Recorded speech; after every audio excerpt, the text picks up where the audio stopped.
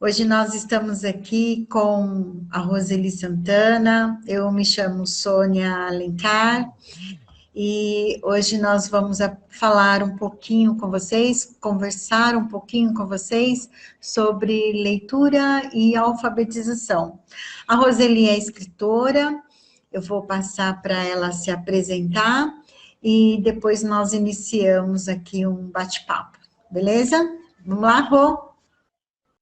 Boa noite, pessoal. Meu nome é Roseli Santana, sou professora atuante como coordenadora e também me atrevo a escrever, né? E aí eu estou nessa área aí há algum tempo e eu quero apresentar o meu trabalho para vocês. Alguns livros que eu já publiquei, né? Na área de leitura juvenil, infanto-juvenil. E eu tenho alguns materiais aqui para apresentar e dizer a vocês o quanto é importante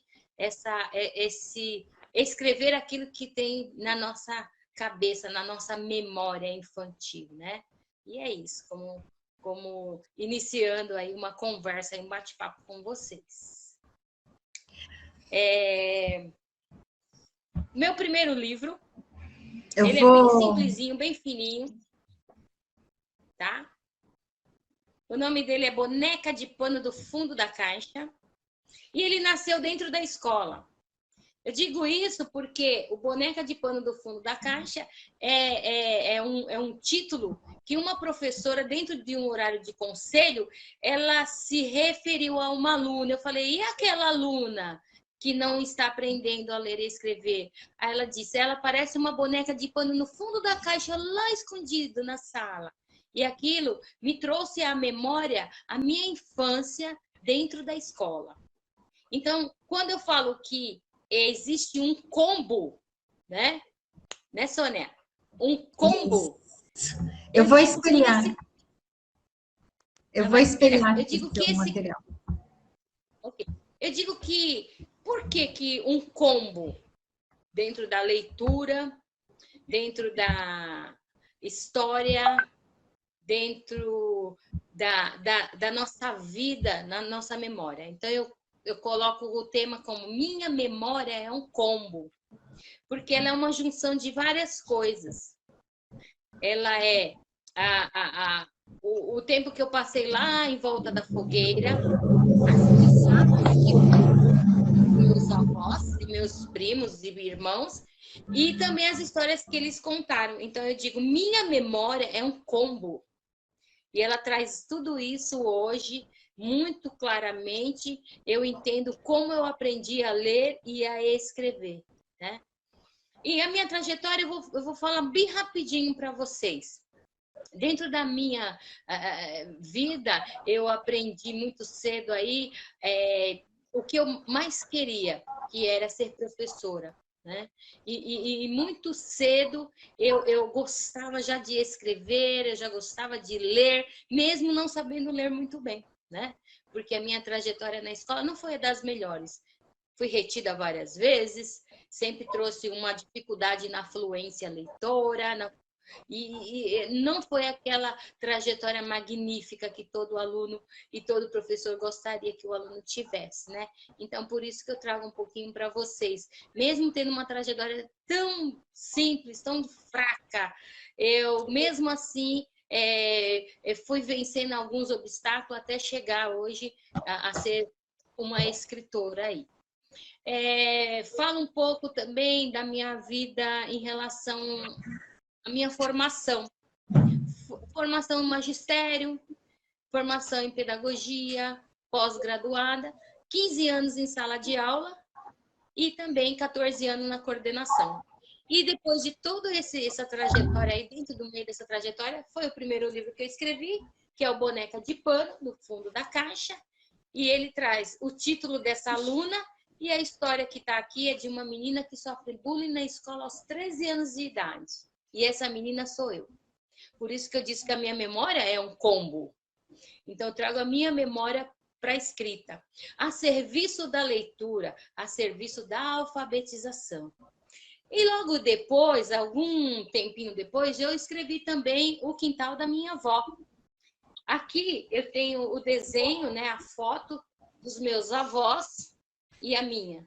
O quintal da minha avó também é a minha memória de infância.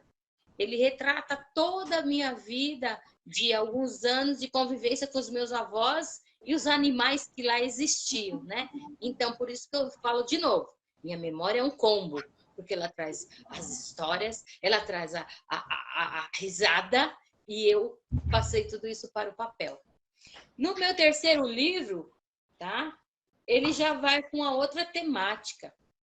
Ele traz uma história verídica de uma professora, hoje professora, coordenadora, professora Rita, que ela foi uma aluna de balé, mas que ela tentou ser a bailarina no municipal, mas ela não conseguiu. O racismo impediu, o preconceito. Então, a Bailarina Sofia também é um livro que foi publicado em 2019, e ele retrata também a memória dessa professora coordenadora aí, nossa amiga, que está na batalha aí. Então, esse é um pouquinho da Roseli Santana. Mas eu quero conversar com vocês um pouco também em falar por que a leitura está a serviço da alfabetização. Quando nós pensamos um pouquinho aí no psicólogo David Altshuler, ele é um psicólogo que ele traz uma teoria muito, muito forte. Ele traz uma teoria que fala de algo que a gente já está cansado de ouvir por aí. Aproveite o conhecimento prévio do seu aluno, porque o que ele trouxer da casa dele será significativo. Então, ele trabalha muito nessa teoria, a teoria do que afeta o aluno.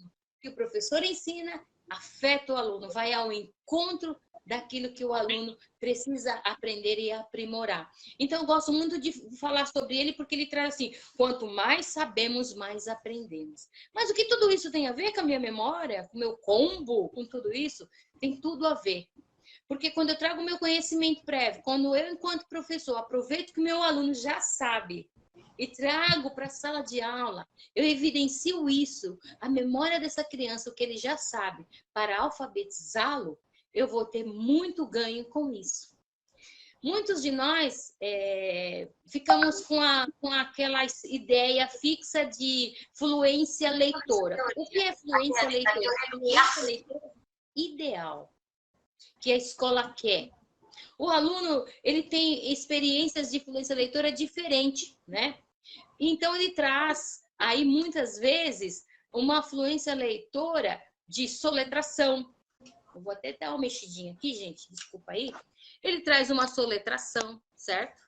Ele traz aí, na vida dele, ele traz aquele aluno que gagueja, ele traz a experiência de leitura, até coloquei aqui, que ele lê parte por parte, ele traz aquela leitura sem pontuar, e nós ficamos muito angustiados com essa criança que não traz a fluência leitora, mas a memória dele é boa. Ele conta tudo direitinho, mas ele não lê nada. Ele não escreve tudo aquilo que ele conta. Ele não consegue fazer esse registro. E aí, o que eu preciso fazer para trazer a leitura a serviço da alfabetização? Eu tenho que continuar lendo para o meu aluno, eu tenho que ler com o meu aluno, eu tenho que ler para o meu aluno. Eu tenho que atender a esse conhecimento prévio que ele já traz, as experiências de vida que ele já tem. A leitura a serviço da alfabetização é o aluno que vai decodificando, certo? O aluno que está alfabetizado. Mas você, professor, que já tem a fluência leitora, você vai trazer todo esse trabalho de leitura para o seu aluno? Como? Como que eu vou fazer isso na minha sala? Como que eu vou impactar a minha criança para que ela chegue a ler?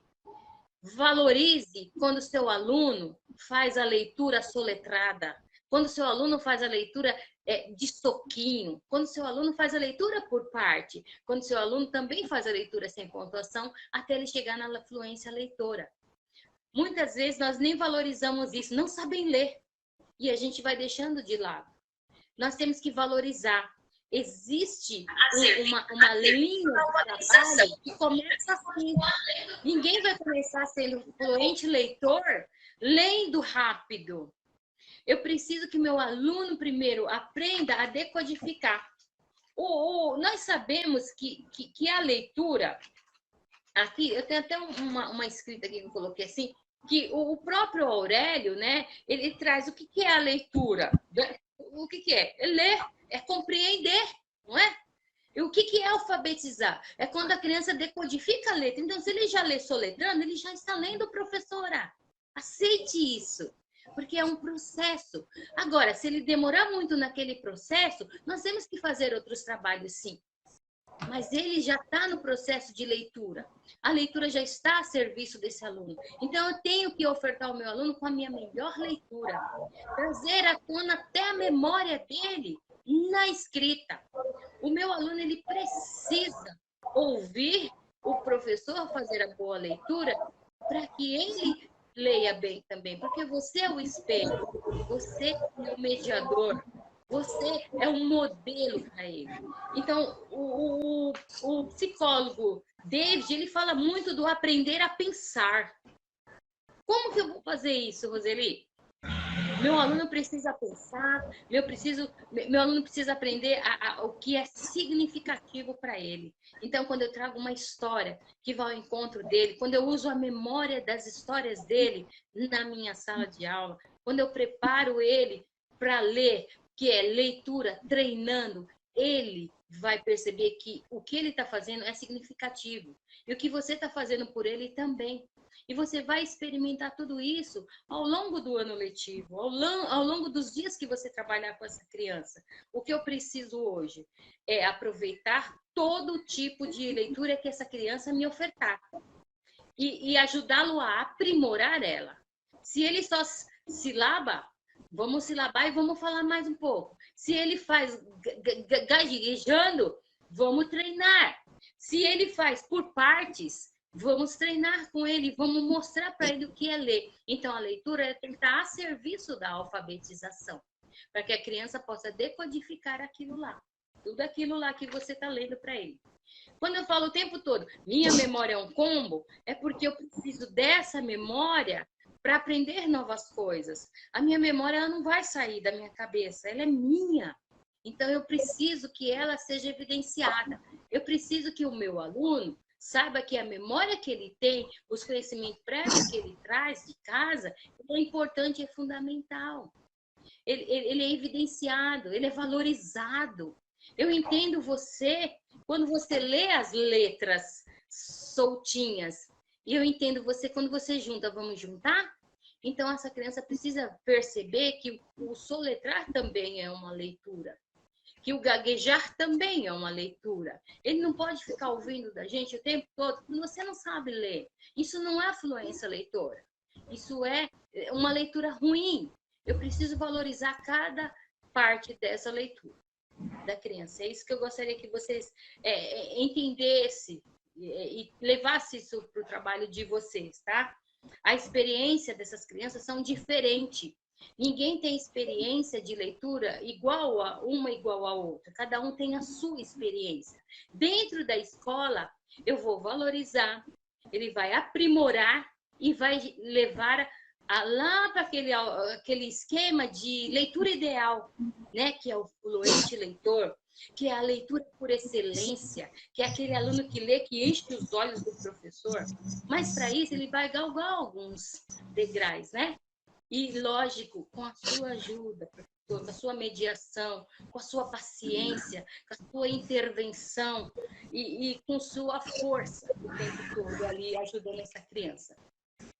Eu gosto de falar também que a aprendizagem, ela traz para a criança esse código, essa junção leitura e escrita. Eu posso escrever, mas eu tenho que ler. Então, os dois têm que andar junto. Nós ouvíamos muitas vezes os nossos pais falando assim que escreve bem quem ler bem, escreve bem quem lê e quem escreve. Para escrever bem, eu preciso ler também. Eu só vou ser um bom escritor se eu escrever. Não é só leitura. É leitura e escrita. Por isso que a gente fala leitura e escrita. Então, o bom escritor é um bom leitor, tá? E é tudo isso que eu falo que é um combo, né? Que a nossa memória é tudo isso, ela vem trazendo toda essa junção e esse aluno vai avançando o tempo todo. Eu penso que a função social desse ler e escrever para esse aluno talvez demore para chegar. Não vem tão rápido quando você está lá ensinando a primeira vez, nem a segunda. Talvez você precise trabalhar mais vezes, ofertar mais leitura. Mostrar para o teu aluno o que é amar a leitura, o que é se apaixonar por ela. E às vezes não é no primeiro ano que você consegue, nem no segundo, nem no terceiro. Às vezes essa criança só vem mostrar essa paixão, esse amor e tudo isso um pouquinho mais para frente. Mas o importante é lembrar, professor, você que é do primeiro ano, você fez a sua parte, né? Você fez a sua contribuição. E às vezes essa criança só vai despertar lá no terceiro ou no quarto. Ele só vai amar a leitura ali, ele só vai realmente ter a fluência leitora lá na frente, lá com o professor do quarto ano. Mas ele só conseguiu lá no quarto e no quinto porque você, professor, fez a primeira parte. Você já ofertou esse seu aluno, você já mostrou o que é a leitura, você já disse para ele, leitura é isso, e você aprende lendo, porque você traz o que de dentro da criança para fora, o conhecimento que ele traz lá da casa dele. Então, o David, o psicólogo David, ele fala muito sobre isso. Eu acho que isso é muito importante hoje, numa época que a gente está vivendo aí na pandemia, que é aproveitar esse conhecimento o máximo possível, esse momento que essa criança está em casa com os pais, que eles estão vivendo coisas diferentes, então eles estão explodindo de histórias. Você conversa com alguns alunos que já estão no presencial e você percebe que eles já têm trazido experiências diferentes. Eles já estão conversando diferente. Nós temos que aproveitar isso. Esse conhecimento trazido de casa, essa vivência, essa história, esses valores diferenciados. E nós já estamos vivendo, gente, uma época em que a família já não é a mesma. Já temos uma família com um fiozinho que seja de diferencial, de um comportamento diferente, vendo que esse filho, o que ele aprendeu aí na escola, o que ele levou para casa e o que agora ele está trazendo de volta para a escola. Esse aluno está voltando diferente, porque não é mais o mesmo aluno que foi, que a gente deixou, né, em 2019. Já é um aluno com experiência diferente, com vivência diferente, com valores e também com o socioemocional mexido, né? Então, eu acredito que a leitura a serviço da alfabetização, ela continuará sendo o carro-chefe para nós alfabetizarmos esses alunos, para nós conseguirmos ter esse aluno com fluência, esse aluno apaixonado, essa família envolvida na leitura, né, a serviço da alfabetização. Eu creio muito nisso, Sônia, pessoal aí. Eu acredito muito que nós estaremos continuando aí nesse trabalho de leitura com esses alunos e teremos uma produtividade muito grande aí nos próximos anos. E uma última coisa que eu quero propor para vocês é que lembre-se na casa de vocês, professor mais aluno, mais pais, mais funcionário, todos envolvidos nessa ação de leitura a serviço da alfabetização. Então, não dá para ser o professor sozinho, nem o pai, nem a mãe sozinho, nem só o funcionário. E a gestão, é todo mundo. Por isso que eu falo que é um combo, né? É todo mundo junto, envolvido nessa ação de leitura a serviço da alfabetização. É isso que eu gostaria de estar falando para vocês. Se quiser perguntar alguma coisa aí, fica à vontade. Mas é isso que eu gostaria de falar. E eu estou aí com o meu blog, tá? Crônicas da Vida Diária. Esse blog, ele está aí circulando, né? Tem muito texto lá, né? Eu fico tirando, colocando. E eu tenho muito material aí, que já tem até as habilidades. Quem precisar, está disponível lá o material. Eu trabalho também com o El Gama, que é um ilustrador profissional. E alguns desenhos que você vê no meu blog, é ele que ilustra os meus livros, e a gente tem uma parceria aí para em breve estar publicando mais materiais. A gente está esperando a pandemia terminar, a gente está publicando aí um material novo de contos, que está tudo pronto. E eu espero que vocês gostem, precisando de alguma coisa, alguma parceria, assessoria, o que eu puder fazer, né? Eu estou aí para auxiliar aí o professor, o colega, quem quiser se animar a entrar nessa área né, escrever, publicar, também tem algumas dicas que eu sempre dou para alguns profissionais que desejam aí publicar seu material. E é isso, gente. Eu espero que tenha sido produtivo para vocês essa conversa aqui. Eu chamei a Roseli para ter um bate-papo conosco, porque parabéns primeiro, Roseli, pelo seu trabalho, pelo seu blog, né? Faz tempo que eu estou acompanhando o seu trabalho de perto e o seu blog também. E é um trabalho muito bonito, um trabalho de excelência. Espero que todos vocês possam acompanhar e fazer a leitura dos livros da nossa escritora. Fica até uma dica para todos os nossos professores, para nós professores termos o hábito de sermos escritoras, né? Mas, bem, hoje o tema é leitura e alfabetização. A Roseli falou muito bem sobre a leitura na sala de aula e a alfabetização, e eu trouxe para vocês aqui alguma coisa ligada, algum texto ligado à neuropsicopedagogia. Bem, quem entrou agora, eu me chamo Sônia Alencar, e nós temos um site, Sol Alencar, que é um site de neuropsicopedagogia. É um site que ainda está no início, todos os documentos, artigos, as lives ainda estão no início, e hoje a gente queria falar um pouquinho com vocês sobre como a leitura é importante, como ela é processada no cérebro da criança. Então, eu vou espelhar aqui com vocês a tela, para vocês acompanharem um material que nós fizemos. A Roseli fez esse material, que está aqui, até foi Minha Memória é um Combo, Fogueira, Risada, História Contada. Ela já expôs esse material para vocês, e no final ficou faltando aqui essa frase muito legal que a Roseli colocou para nós. Escrever e ler é uma alegria sem fim. Eu não podia deixar de falar sobre essa frase, que eu achei ela, assim, muito interessante.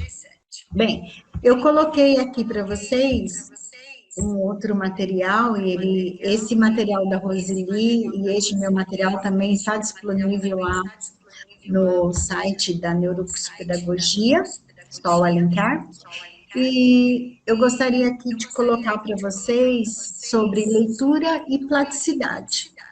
Platicidade quer dizer conhecimento. Nós vamos falar um pouquinho sobre o conhecimento que tem o nosso cérebro, a nossa mente, e às vezes nós não conhecemos. A neurociência trabalha muito essa questão da estrutura, e a neuropsicopedagogia trabalha muito a questão comportamental. Então, quando juntamos a neurociência e a neuropsicopedagogia, nós temos aí o estudo de toda uma estrutura do nervo central, e toda uma área da psicopedagogia, da pedagogia, e um pouquinho aí da psicologia cognitiva envolvida. E ela explica para nós que a aprendizagem, ela transforma de que maneira? É muito importante o estudo que a neurociência, a neuropsicopedagogia fazem e nos trazem em relação à aprendizagem. As pesquisas, as informações, os dados sobre os diferentes aspectos do sistema nervoso auxilia muito a educação, como aprendemos e como melhorar as relações educacionais. Então, é muito importante para os professores e professoras terem essa noção da aprendizagem relacionada ao sistema nervoso, interligando com a área da educação, porque conhecer o cérebro e a mente é compreender como a aprendizagem transforma o ser humano e como acontece tudo isso com os nossos alunos. É muito angustiante para nós professores, queremos orientar, ensinar algo para as crianças, e aí as crianças do nada falam, professora, eu não quero ler esse texto, eu não quero ler essa atividade, eu não quero fazer esse conteúdo. É muito, muito frustrante para nós professores. Então, quando os professores têm o conhecimento e entende um pouquinho sobre a mente, o professor vai entender por que aquele aluno ele não está tendo aquela atenção na sala de aula. Por que o sono está atrapalhando ali a relação da aprendizagem? A relação do medo, a relação do humor, por que tudo aquilo está trazendo ali algum comprometimento com a aprendizagem? E quando a neurociência, a neuropsicopedagogia, elas se encontram, elas estudam junto, é muito mais fácil a gente entender essa relação do tempo, do movimento, dos sentidos, principalmente da linguagem. E, lógico, consequentemente, da escrita, e vem outros conteúdos aí pedagógicos. É muito importante também para nós professores entendermos como as crianças fazem as interpretações das imagens, internas e externas. Internas, aquelas que elas mentalizam, visualizam, imaginam dentro de si, e as externas que elas visualizam, pensam e às vezes até falam que vêm fora daquele ambiente escolar. Toda a trajetória e o desenvolvimento infantil dessa criança. E quando nós falamos de conhecimento, conhecimento transforma, nós focamos na leitura. E como essa leitura funciona com a criança, funciona dentro da mente, no cérebro, quando ela está lendo um livro ou quando ela está lendo uma tela, numa rede social, num celular. Como tudo isso funciona? Quando a professora, ou os pais, ou qualquer outro momento a criança tem a oportunidade de estar lendo, tem o hábito de ler livros, é sempre mais demorado, tanto para a criança como para nós, qualquer outra pessoa.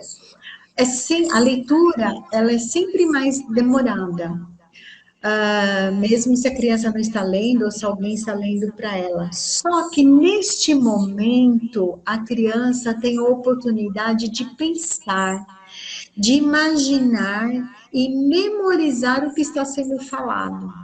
Dentro da história que ela está ouvindo ou ela está lendo, ela pode criar outra história e ela pode dar um final diferente para essa mesma história.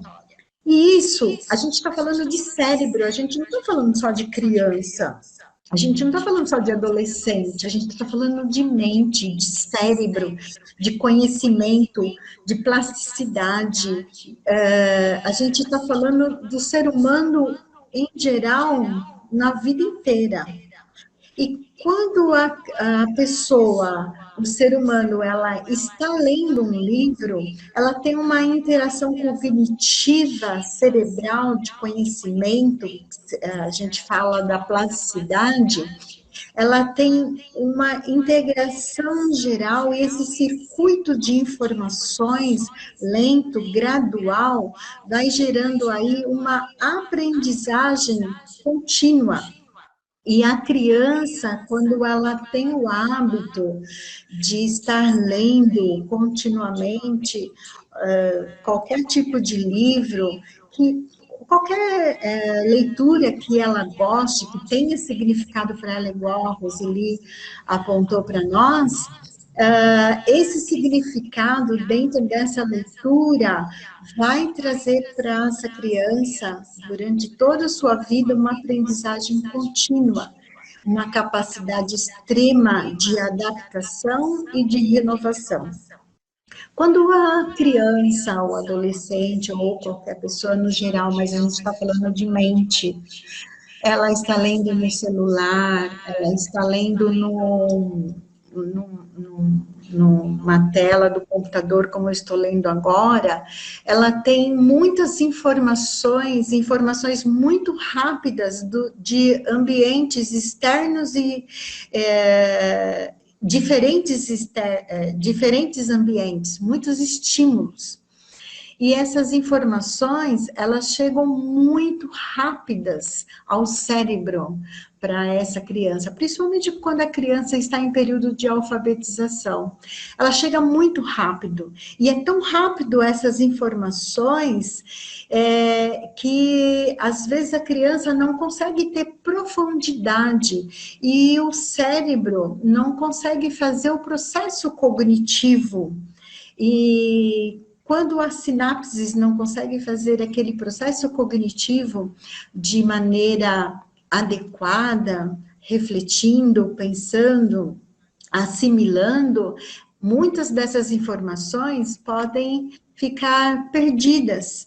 Então, o professor, o pai, a mãe, o ser humano no geral que está trabalhando com essa criança, a gente precisa encontrar um equilíbrio, né? Porque o cérebro, ele responde aos estímulos que mais recebe, e na sua plasticidade busca os circuitos mais acessados.